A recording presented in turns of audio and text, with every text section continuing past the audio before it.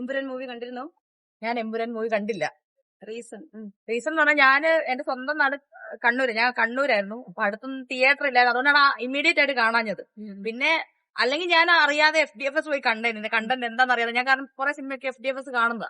ഇത്ര എമ്പുരാൻ പോലെ വലിയൊരു മൂവി വരുമ്പോ FDFS കണ്ടേനെ. പക്ഷെ പിന്നീട് അതിന്റെ ചരിത്രം, അത് കാണിക്കുന്ന കണ്ടന്റുകൾ ഗുജറാത്ത് വംശഹത്യയുമായി ബന്ധപ്പെട്ട കണ്ടന്റാന്ന് ഇങ്ങനെ ഞാൻ കേട്ടറിഞ്ഞപ്പം എനിക്ക് ഞാനൊരു 2ാം ക്ലാസ്സിലൊക്കെ പഠിക്കുന്ന സമയത്താണ് ഈ ഗുജറാത്ത് വംശഹത്യ ഉണ്ടാകുന്നത്. അപ്പൊ എന്റെ വീട്ടിൽ പത്രം വരുത്തിയിട്ട് അതിനകത്തുനിന്ന് വായിച്ചിട്ടും, അതുപോലെ എന്റെ അമ്മ ഭയങ്കര പാർട്ടി മെമ്പർ ഒക്കെ ആയിരുന്നു ആ കാലഘട്ടത്തിൽ. CPM ഒക്കെ വലിയ പ്രവർത്തകയായിരുന്നു.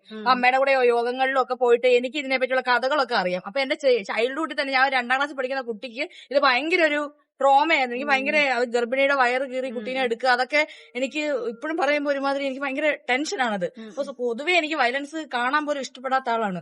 അപ്പൊ ഓൾറെഡി ഇതുപോലെ നടന്ന ഒരു സംഭവം വീണ്ടും അതിന്റെ ആ ചൈൽഡ്ഹുഡിൽ ഞാനത് പേടിച്ചിട്ടാണ് ഞാൻ കിടന്നൊക്കെ ഉറങ്ങിയിട്ടുള്ളത് ആ കാലഘട്ടത്തില്. അപ്പൊ അത് വീണ്ടും എനിക്കിത് കണ്ട് വീണ്ടും എനിക്കത് ട്രിഗർ ആവാൻ വയ്യ. അതുകൊണ്ടാണ് ഞാനത് കാണാതിരിക്കുന്നത്. ഇനിയിപ്പോ അത് കട്ട് ചെയ്ത് കളയുവാണെങ്കിൽ ചിലപ്പോ ഞാൻ കണ്ടെന്നിരിക്കും. പക്ഷെ ആ സിനിമയില് എല്ലാവരും പറയുന്നത് ഈ ആദ്യത്തെ 20 മിനിറ്റിലെ ആ പൊളിറ്റിക്കൽ ഒരു റെപ്രസെന്റേഷൻ അല്ലാതെ വേറെ ഒന്നും അതിനകത്ത് വലുതായിട്ട് കാണാനില്ല. അതത്ര ഒരു കൊമേഴ്ഷ്യലി എന്താ പറയാ വലിയൊരു നല്ല സിനിമയുടെ എലമെന്റ് ഒന്നും ഉള്ള ഒരു മൂവി അല്ലെന്നാണ് എല്ലാവരും ഞാൻ കണ്ട കൂട്ടുകാരും പറഞ്ഞത്.